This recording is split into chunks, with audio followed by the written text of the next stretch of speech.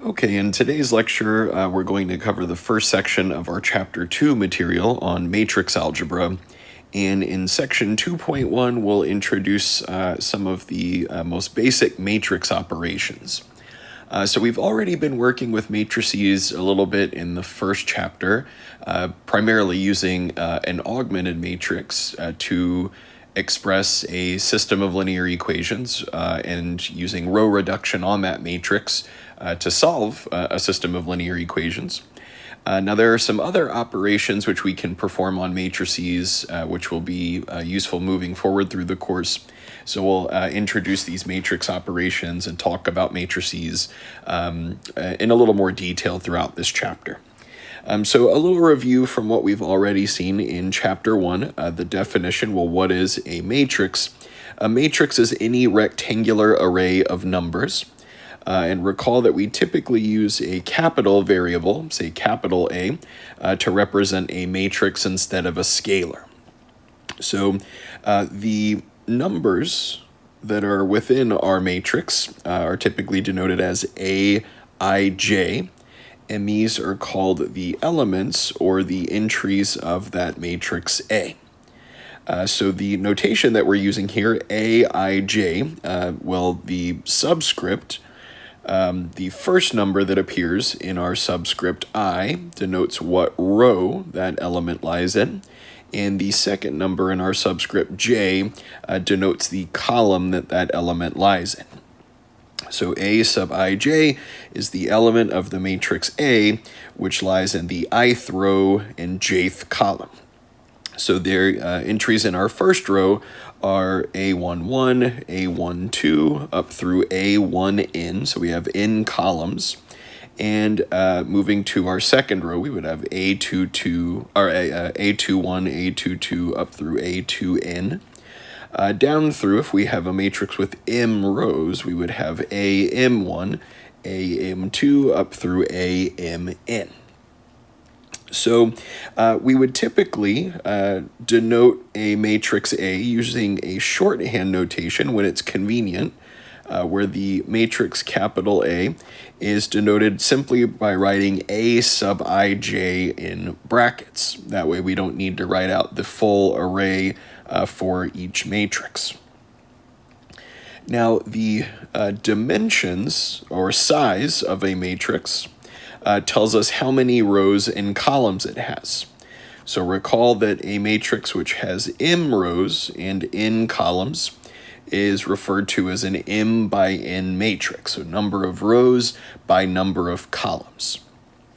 And a square matrix is an n by n matrix which has the same number of rows and columns. So a 1 by 1, a 2 by 2, 3 by 3, these are all examples of what are called square matrices. So we've seen a lot of this terminology already in our Chapter 1 material. So to introduce a little bit of new terminology, which we haven't seen previously, we would say that the diagonal entries of an m by n matrix A, whose ijth entry is denoted as A sub ij, would be the entries A11, A22, A33, and so on. And these are said to form the main diagonal of our matrix A. So throughout this chapter and the remainder of the course, when we're referring to the main diagonal of a matrix A, we're referring to the diagonal consisting of the entries A11, A22, A33, and so on, down through, say, AMM. And those entries along that main diagonal are called the diagonal entries of that matrix. Now, a matrix is said to be a diagonal matrix if it is a square matrix whose non-diagonal entries, so any entries off of that main diagonal, are all 0. So as an example of this, we could maybe call this matrix D for diagonal. We could consider a matrix maybe 1, 2, 3 on the diagonal, and we've got zeros for all of the non-diagonal entries. So that would be an example of what is called a diagonal matrix. And lastly, any matrix whose entries are all zero is referred to as the zero matrix, and it's denoted as zero, like we would normally write the scalar or just the number zero, but it's typically clear from the context in our course whether we're referring to the zero matrix versus the scalar or just the number zero. So now that we have this terminology, let's start introducing some operations that we can perform on matrices. So we will start with addition and subtraction, or the sum or difference of matrices. So here's how they're defined. We would say the sum and the difference of two m by n matrices, A, whose ijth entry is denoted as A sub ij, and B, whose ijth entry is denoted as little b sub ij, are defined component-wise or element-wise. So here, to get the sum of A and B, which would be the sum of the matrices whose ijth entries are denoted as A or B sub ij, we would add the ijth components of the matrices A and B. And similarly, the difference of two matrices A and B, which would be the difference of the matrices whose ijth entries are denoted by these lowercase variables, is defined as the matrix whose ijth entry is the difference of the ij entries in the matrix A and B. So addition and subtraction of two matrices works exactly as you would expect. You add and subtract the corresponding entries in each matrix component-wise. Now, one thing to watch out for within this definition, we might ask, well, can we add or subtract any two matrices? And the answer is no. In order for the sum or difference of two matrices to be defined, they have to have the same size, the same dimensions. So both A and B must be m by n. If either one of them has a smaller number of rows or smaller number of columns, then the sum or difference is undefined. They have to have the exact same dimensions here. Now, another operation that we can define is multiplication, and there's several types of multiplication that we'll talk about, and the easiest that we'll talk about is so-called scalar multiplication, similar to what we saw for vectors. So if r is a scalar, that is just a number, which could be real or complex, then the product of r, the scalar, times our matrix A is defined component-wise.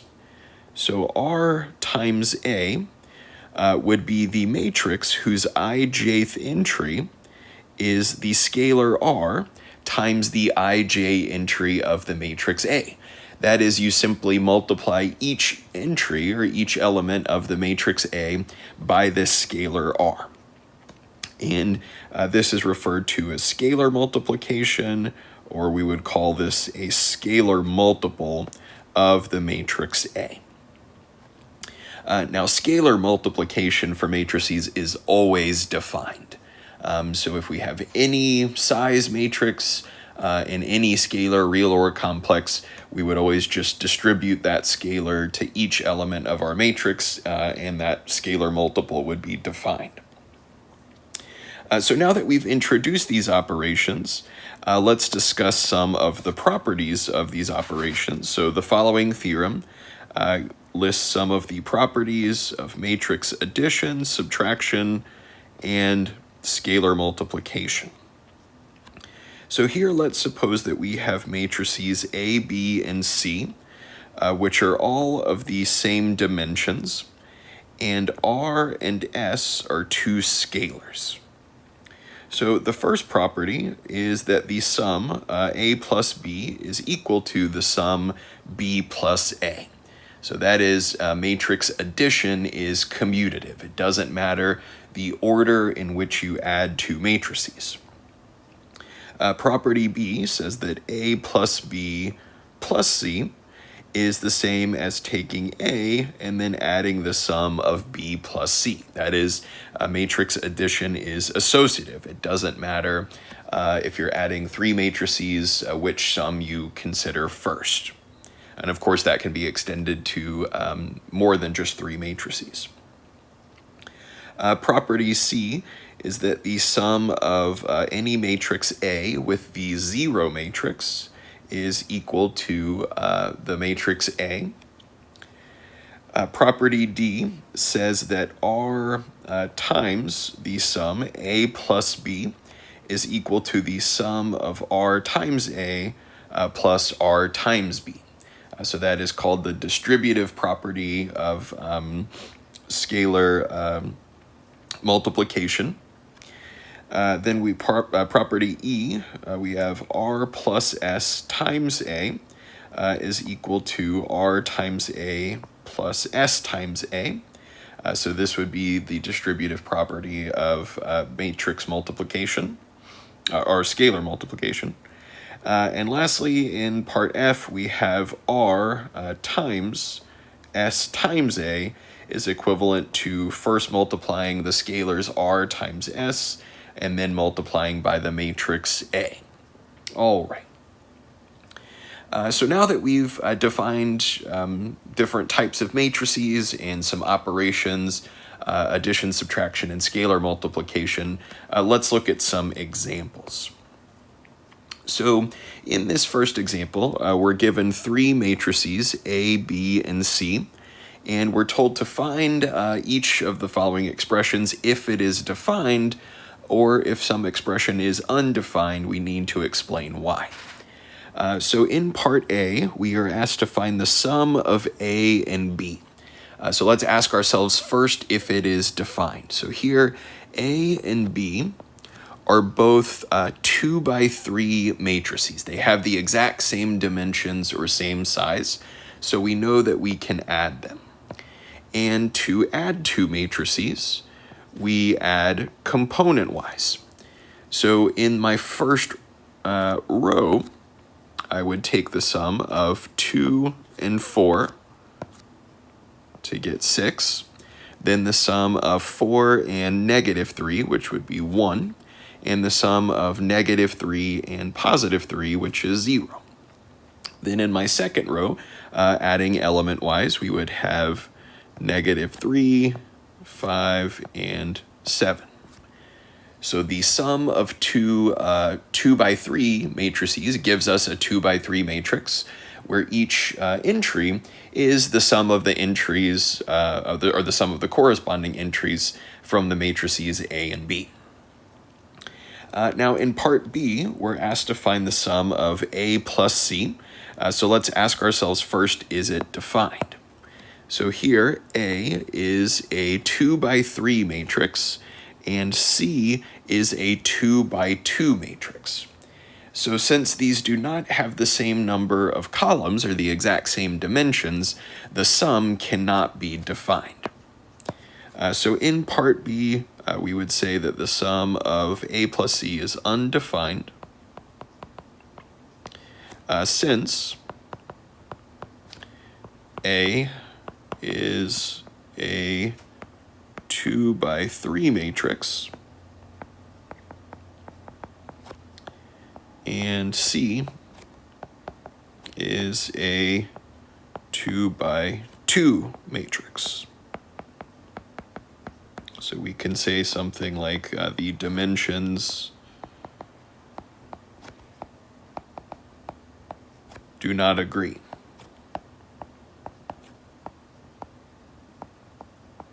So here we could not define that sum. Now in part C, we are asked to define the matrix 2 times A. So that is a scalar multiple of A using a scalar of 2. So recall that for Scalar multiplication, it's always defined. So to define 2 times A, we would take our matrix A and simply multiply every element by the scalar 2. So in our first row of the matrix A, multiplying by 2, we would have 4, 8, negative 6. And in our second row of 2 times A, we have negative 2, 10, and 4. So scalar multiplication works exactly as you would expect. And then in part D, we have 2A, which we just found in part C, minus B. So let's ask ourselves, is it defined? Now 2 times A, we've just found, is a 2 by 3 matrix, and B is also a 2 by 3 matrix, so their difference is defined. And the difference would be found element-wise or component-wise. So let's write this out. We just found for 2 times A, the matrix 4, 8, negative 6, negative 2, 10, 4.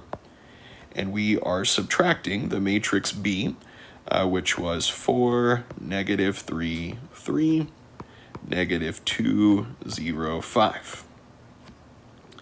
So for our difference, we have the 2 by 3 matrix, where our first row would be 4 minus 4 is 0.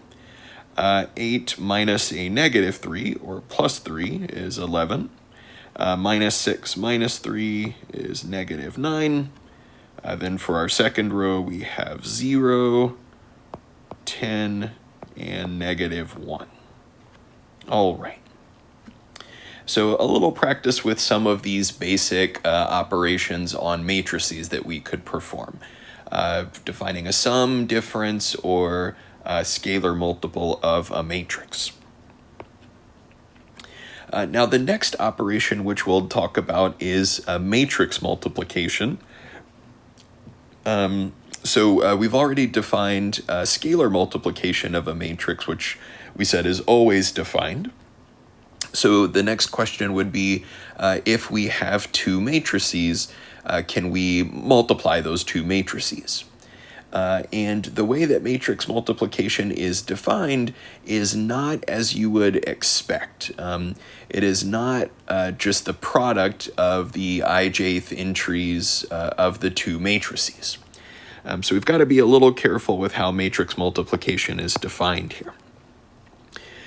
So here is our definition. Let's say that we have a matrix A whose ijth entry is A sub ij, and this is an m by n matrix, and we have a matrix B, which is an n by r matrix.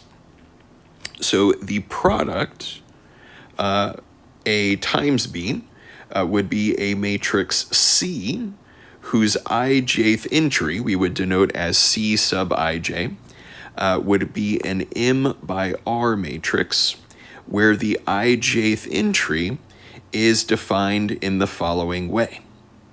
So this summation notation might look a little messy at first, but what this is saying is if we want the ijth entry of the product of these matrices, I would look at the entries in the ith row of the matrix A. So notice here we're looking at elements of the form A, I, K. So I'm taking the ith row of the first factor of my product, A, and the jth column of the second factor, that is the matrix B. And I'm taking the product of entries in that ith row and jth column of A and B, and I'm taking the product of those entries in the kth position along the ith row or the jth column, and then summing that product from k equals 1 to n. That is along the length of that row or that column. So I would be looking at AI1, B1J, plus AI2, B2J, and so on up through AIN, BNJ. And this is known as matrix multiplication. So this definition, as we've explained it, seems a bit clunky. It's a little confusing maybe. So let's kind of break this down in a little more detail. So we'll start by asking our question, is it possible to multiply any two matrices? And the answer is no. There's something a little subtle buried within our definition here. So let's ask ourselves first, when is it possible to multiply two matrices? So it's given here in our definition. If we have a matrix A, which is an M by N matrix, and B, which is an N by R matrix, then our product can be defined. So what is the condition that we're seeing here? Let's look at the product of A times B. So A is an M by N matrix, and we're multiplying it by an N by R matrix. So what this definition is specifying is, in order for this product to even be defined, these inner dimensions of that product must be the same. That is, the number of columns of our first factor, A, must be the same as the number of rows in the second factor, B. Now, provided that that's true, the product which we get here, so the product of A times B, is an M by R matrix. So if we can multiply these, well, what is the size of the product? Well, it's an M by R matrix. It's determined by the outer dimensions in this product. So for the product of an M by N and an N by R, we get an M by R matrix. So in order for this product to be defined, again, those inner dimensions must agree, and the size of the product is determined by those outer dimensions. So given that information, let's look at our next example, which is asking us a little bit about whether the product of two matrices can even be defined. So in our next example, we're told that A is a 3 by 5 matrix and B is a 5 by 4 matrix. And the question is, well, what are the dimensions of A times B and B times A if they are defined? So let's look at the first product, A times B. Well, A is a 3 by 5 matrix, and we're multiplying by B, which is a 5 by 4 matrix. So we ask ourselves, well, do those inner dimensions agree? And yes, they do. We see here that the number of columns of A is equal to the number of rows of B. So since they are the same value, the product can be defined. And then the question is, well, what would be the dimensions of that product? So the dimensions are of the product are determined by the outer dimensions when we write out the product of these. So here we would have for A times B a 3 by 4 matrix. Now let's look at B times A. So the matrix B is a 5 by 4 matrix, and the matrix A is a 3 by 5 matrix. So we would ask ourselves, can we define this product? So looking at the inner dimensions, we have 4 and 3, which are not the same.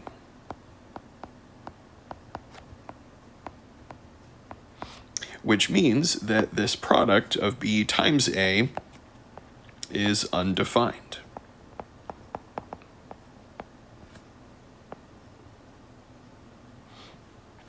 So here, this example illustrating that we have to be a little careful if we're multiplying two matrices, looking at their dimensions.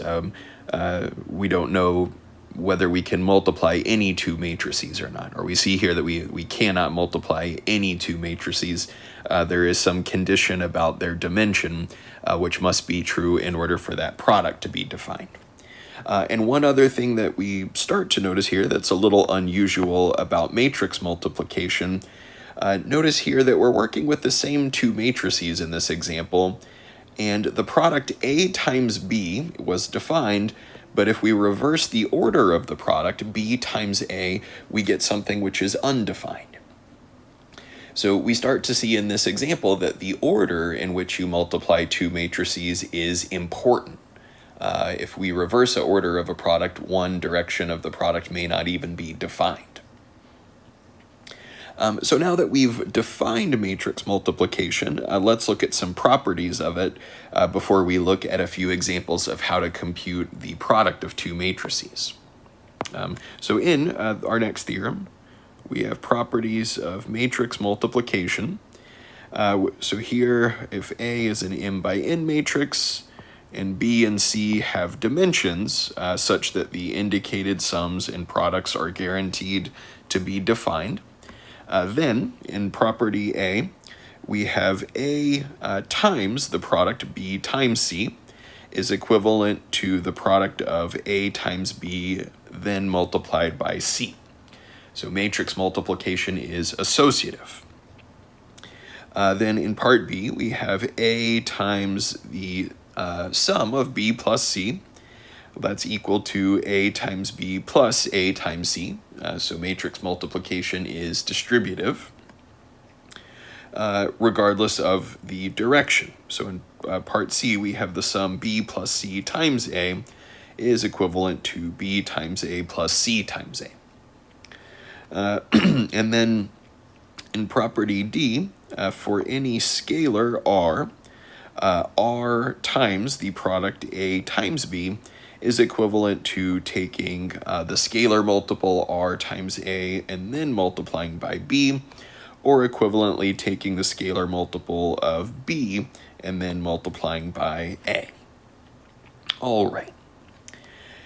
So now that we have these properties and we know when we are allowed to multiply two matrices, let's look at some examples of how a product is computed. So the formal definition, we're using that sort of messy sigma notation definition. But let's look at an easy example to illustrate how we can think about matrix multiplication without relying on that sigma notation. So here, if we have two matrices A and B, which are both 2 by 2, so they're both square matrices, we are told to find A times B and B times A if they are defined. So let's start with the product A times B. So we have for A the matrix 1, 2, 3, 4. And for B, we have the matrix 2, 2, 1, 3. So this is the product of two 2 by 2 matrices. So for A, we had a 2 by 2. For B, we also have a 2 by 2. So these inner dimensions agree. So the product will be defined, and the size of the product will be a 2 by 2 matrix. So let's see what we get. So in this example, we'll illustrate how this matrix multiplication is defined. So thinking back to the definition, to get the entry in the ith row and jth column, we take the ith row of the first factor A in the jth column of the matrix B, and then multiply their entries and sum them along the length of that row or column. So a little more intuitively, if I want for the product A times B, the entry in the first row and first column, I'm going to take the first row of the first matrix A in the first column of the second matrix B. and I'm going to multiply the entries along the length of this row and column and take their sum. So what I mean by that is I'm going to take 1 times 2 and then add, I've got 2 times 1. And that would be the entry in my first row, first column of the product.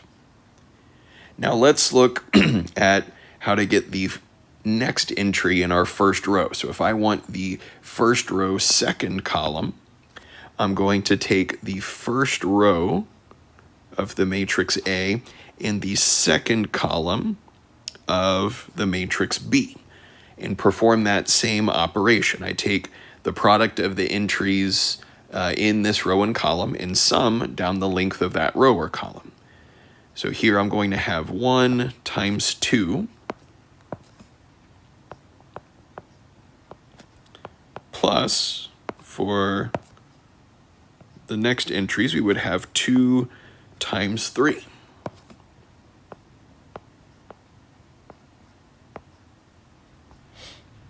Now moving to our second row, first column.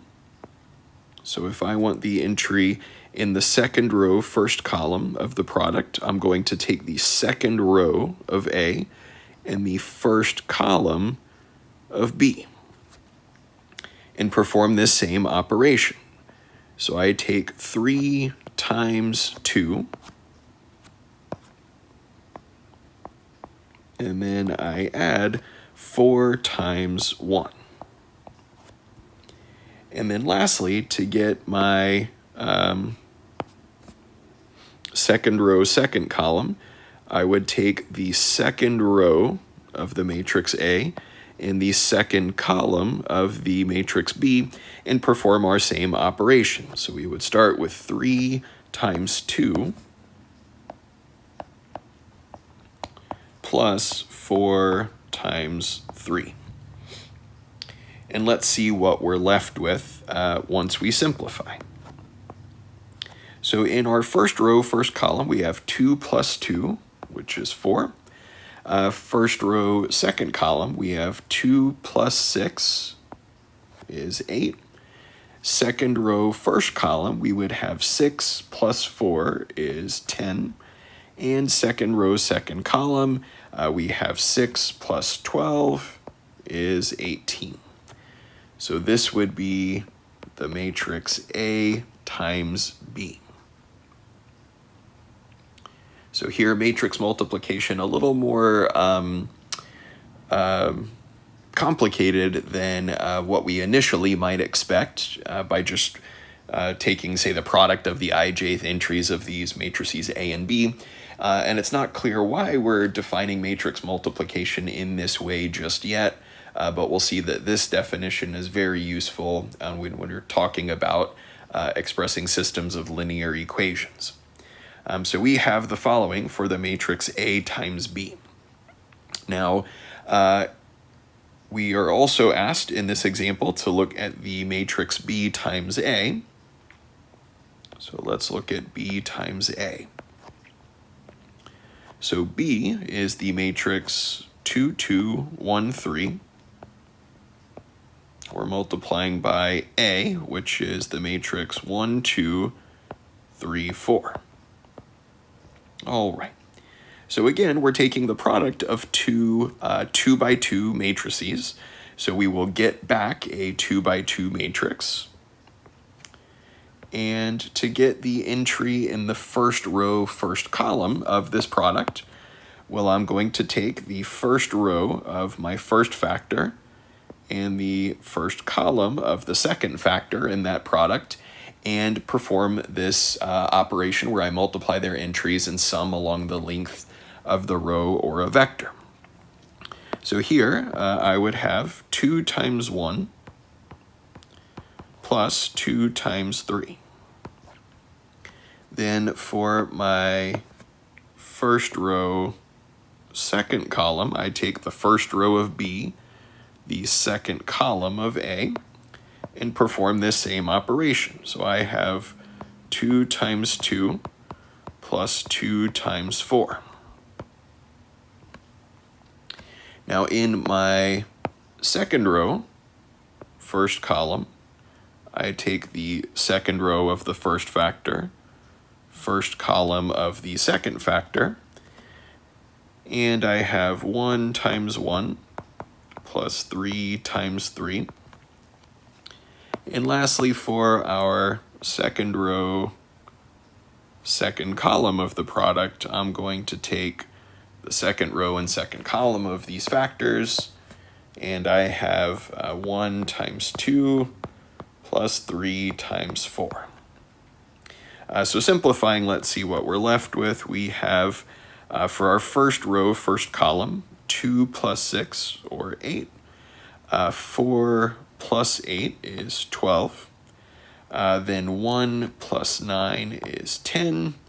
And last entry, 2 plus 12 would be 14. So this would be our matrix B times A. And notice in this example, if we compare our results, A times B and B times A are not equal.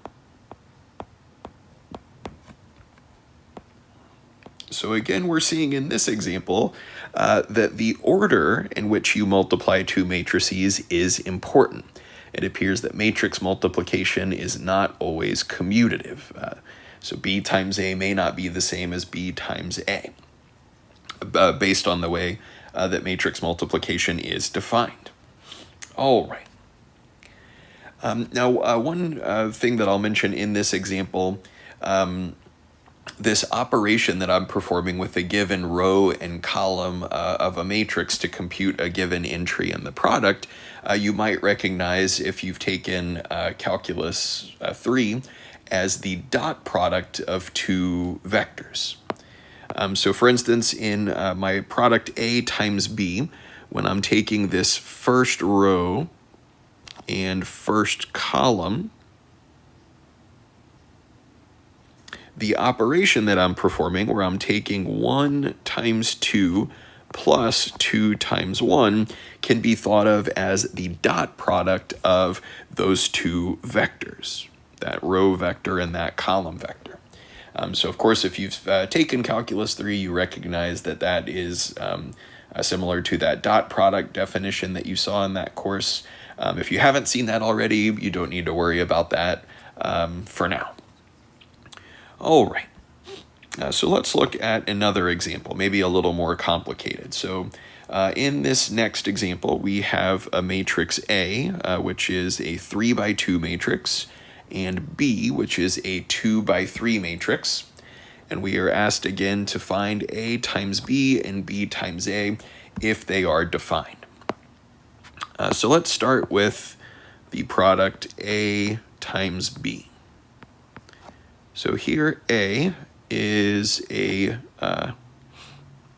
3 by 2 matrix. B is a 2 by 3 matrix. So we can see it will be defined. We have an inner dimensions which agree. And the size of the product is going to be a 3 by 3 matrix. So let's see if we can find its entries. We have for A, the matrix 1, 2, 3, 4, negative 1, 2. And we're multiplying by B, whose first row is 3, 4, 5, second row 1, 2, 3. So we know for the size of the product, A times B, we're going to have a 3 by 3 matrix, where to get our first row, first column, we choose the first row and first column of A and B and take their dot product, this operation where we multiply their entries and sum along the length of that row or column. So here we would have 1 times 3 is 3, plus 2 times 1 is 2. So 3 plus 2 leaves us with 5 for that first entry. So for notational simplicity, in that in these examples, starting here and through the rest of the course, we don't always want to write out for each entry of a matrix product that dot product definition, like 1 times 3 plus 2 times 1. We would just perform those operations, say, in our head or a little scratch work on the side to find out what that entry is. So moving to our first row, second column, we would be choosing the first row of A and the second column of B and taking their dot product. So here we have 1 times 4 is 4, plus 2 times 2 is 4, so 4 plus 4 is 8. And then for our first row, third column, we have for our dot product 5 plus 6, which is 11. Now moving to the second row of the matrix AB, we have the second row of A and the first column of B. So let's see what this gives us. We have 3 times 3, or 9 plus 4, which is 13. Then for our second row, second column, we have 12 plus 8 is 20. Then for our second row, third column, we have 15 plus 12, so 27. And then lastly, moving to our third row, first column, we have -3 plus 2 is -1. Taking the third row, second column, we have -4 plus 4 is 0. And our third row, third column, we have -5 plus 6, which is 1. So this would be A times B. All right. Now, reversing the order of our product, if we're looking at B times A, we would have, for the matrix B, 3, 4, 5, 1, 2, 3, times A, whose first row was 1, 2, then 3, 4, -1, 2. So let's ask ourselves if this product exists. We've got a 2 by 3 matrix multiplying by a 3 by 2 matrix. So is the product defined? Well, these inner dimensions agree. So the product is defined, and the size of the product will be determined by the outer dimensions. In this case, we have a 2 by 2 matrix. So let's see what we get for our product. B times A is the 2 by 2 matrix, where my first row, first column is found by taking the first row and first column of the respective factors and taking their dot product. So here we have, for our first product of the first entries, 3 plus 12 is 15 minus 5 leaves us with 10. Then for the first row, second column, we have 6 plus 16 would be 22, plus 10 is 32. And then moving to our second row, first column, we have 1 plus 6 is 7, minus 3 leaves us with 4. And for our second row, second column, we have 2 plus 8 is 10, plus 6 leaves us with 16. So we see again in this example that the product A times B is not equal to B times A. In fact, here they're not even the same size. So in this example, again, we see that in general, matrix multiplication is not commutative. So from the last two examples, we want to stress that generally matrix multiplication is not commutative. A times B is not equal to B times A. In fact, one dimension or one multiplication may not even be defined if the dimensions of our matrices don't agree. Now, it is possible to find matrices such that A times B is equal to B times A, but in general, that is not true. So let's look at another example. In this next example, we'll consider a matrix being raised to a power. So let's start by defining that. It's defined as you would expect. And here we will specify that if A is a square matrix, that is an n by n matrix, and K is a positive integer, then A to the K denotes the product of K copies of the matrix A. So A to the K power is the product of A with itself K times, exactly as you would expect.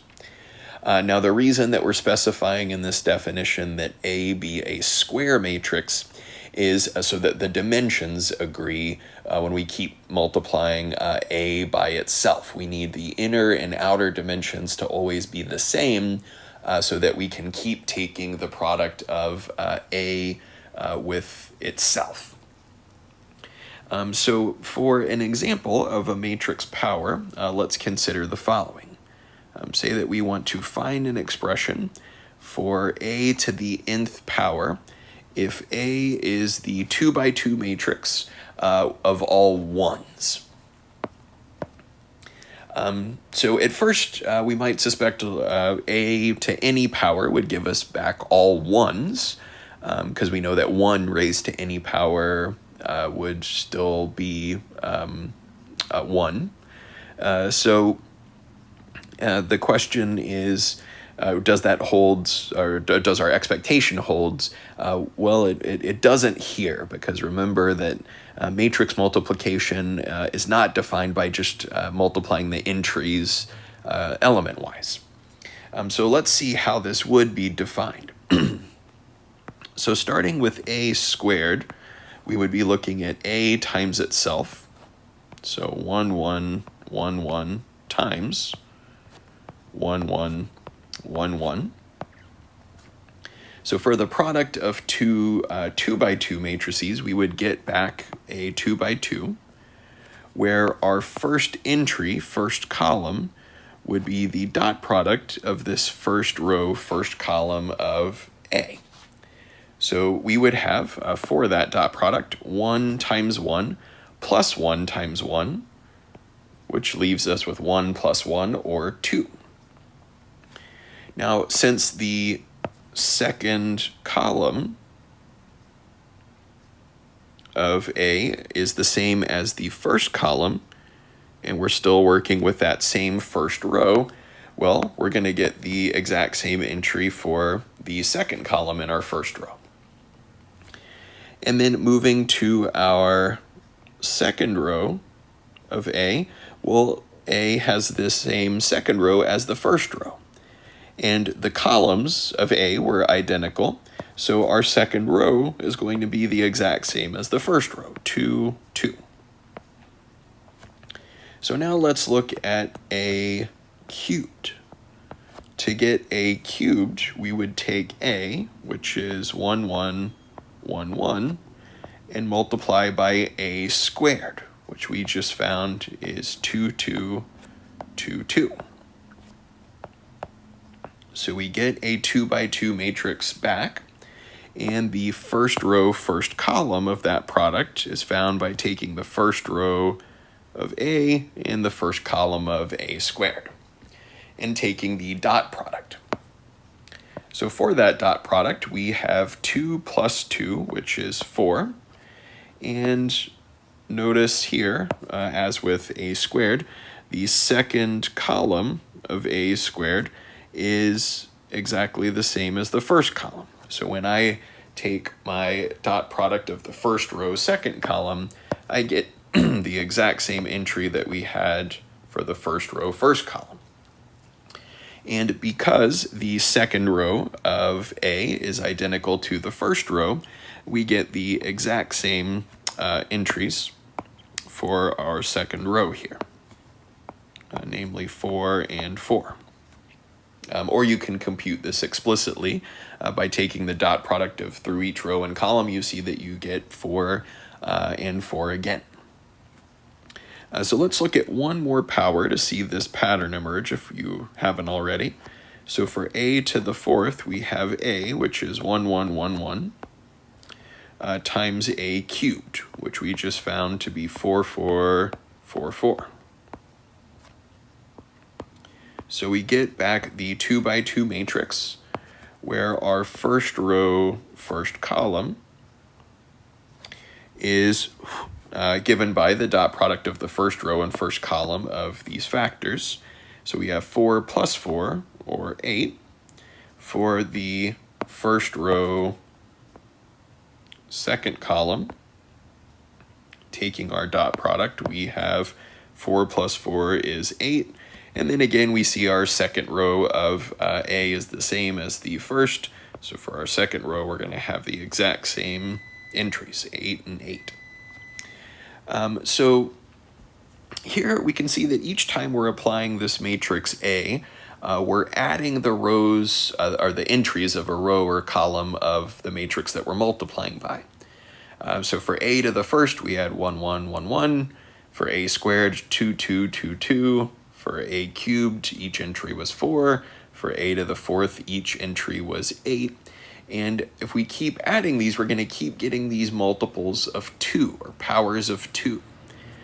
So in general,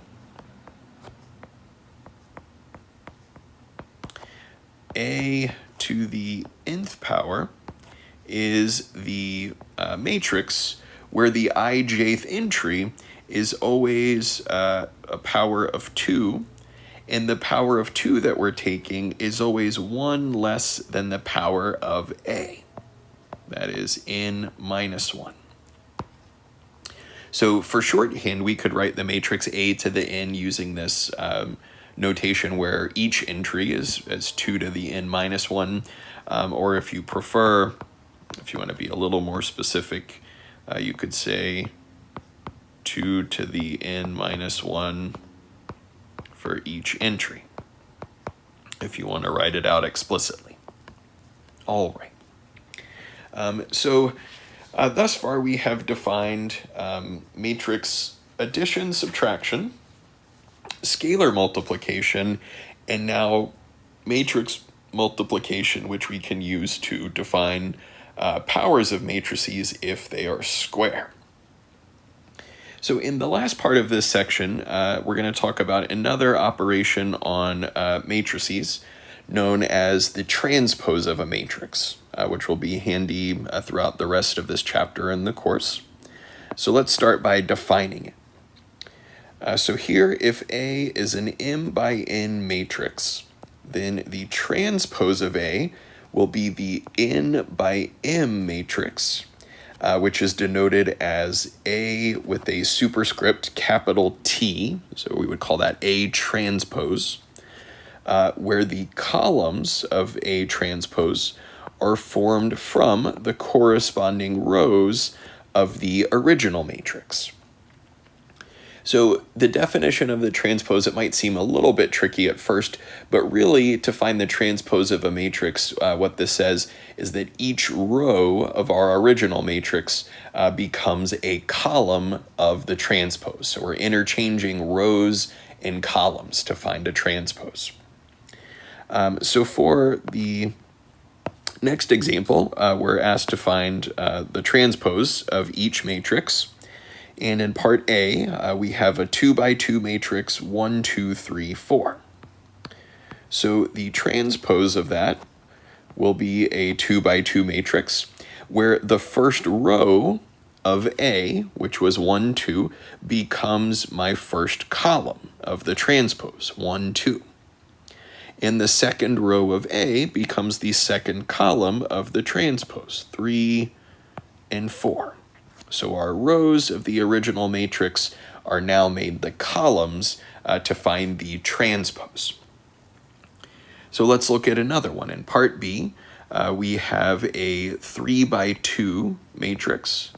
So the transpose will be a 2 by 3 matrix, where the first column of B transpose is given by the first row of B. So the first row of B was 2, 4. That becomes my first column. The second row of B was negative 5, 0. That becomes my second column. And the third row was 1, negative 3. That becomes the third column. So the transpose of a 3 by 2 matrix gives us a 2 by 3 matrix if we're interchanging those rows and columns.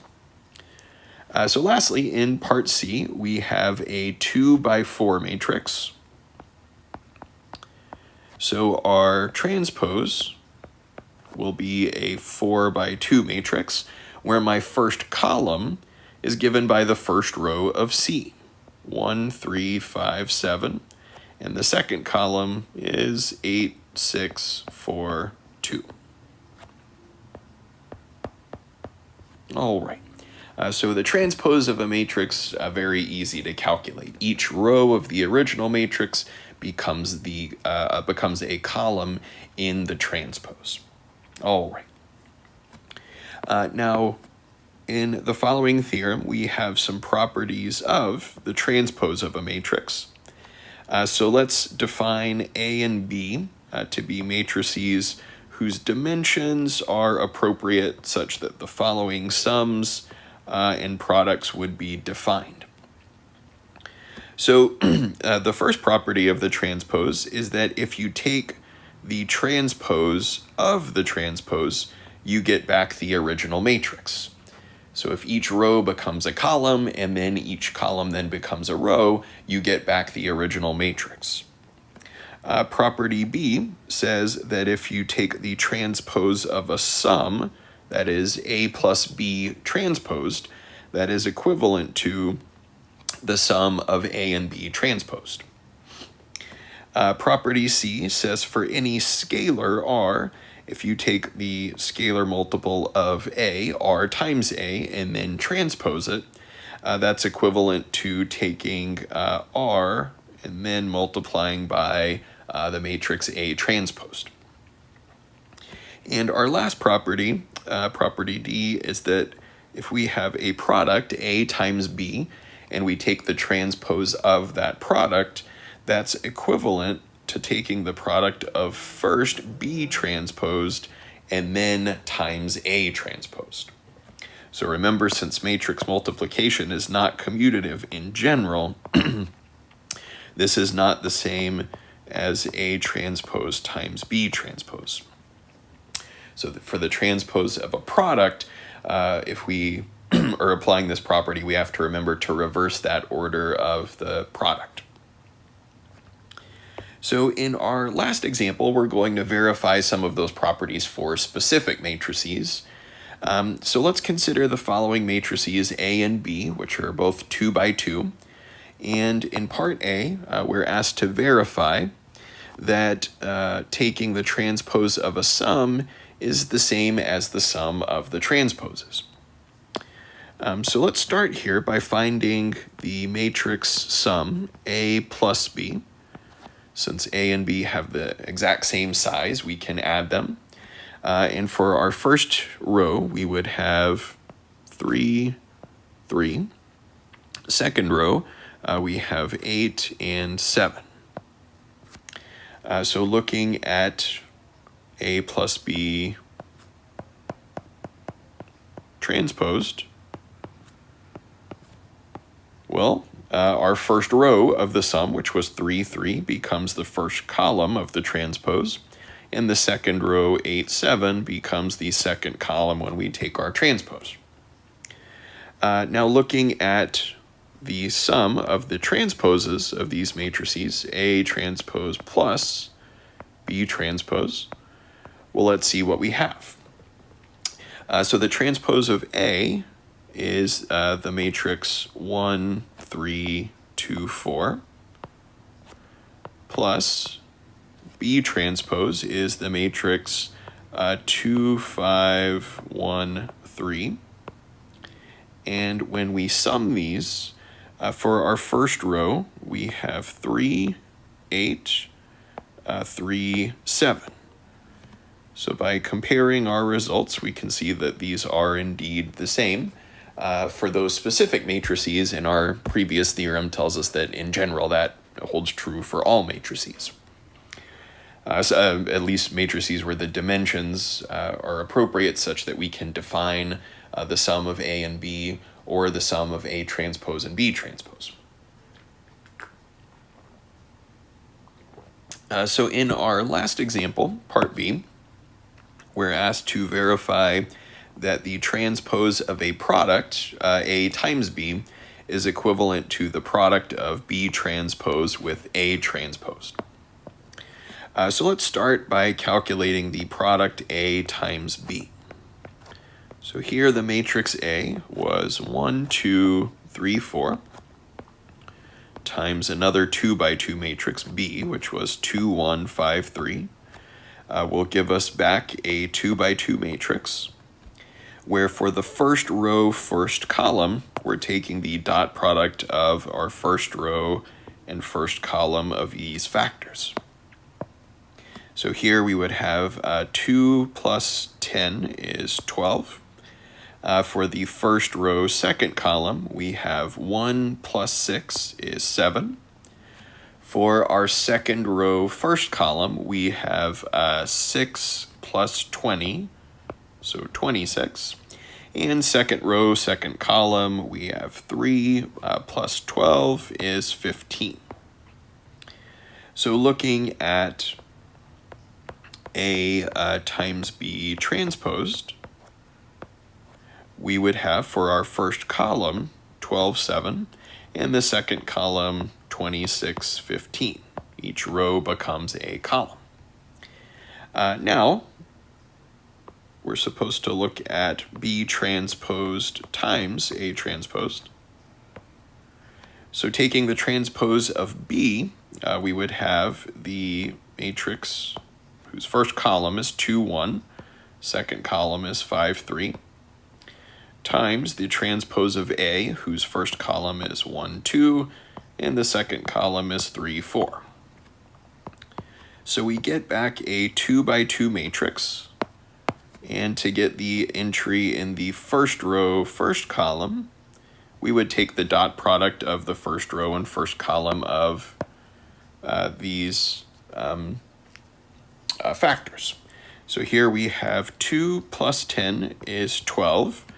To get my first row, second column, we have 6 plus 20 is 26.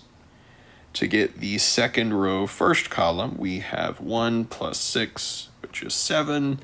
And to get our second row, second column, we would have 3 plus 12, which is 15.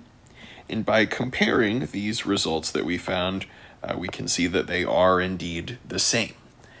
So we verified this result for the given matrices A and B, but our theorem that we had mentioned previously says that that property holds true for all matrices as long as the dimensions are appropriate for these things to be defined. So in this section, we've introduced several different matrix operations, namely addition, subtraction, scalar multiplication, matrix multiplication, and transposition, or taking the transpose of a matrix. And we've seen that these operations are all relatively straightforward, except for maybe matrix multiplication is a little bit more complicated. And we have to be careful when we're trying to define a sum, difference, or product of matrices, that the dimensions are appropriate in order for that result to be defined. Now, In the next section for this chapter, we'll start considering, well, what about division? So can you divide two matrices? And the answer is, well, we don't really have a matrix division, but we have something which can be considered equivalent, multiplication by the inverse of a matrix. But we need to define what exactly do we mean by an inverse. So we'll see those results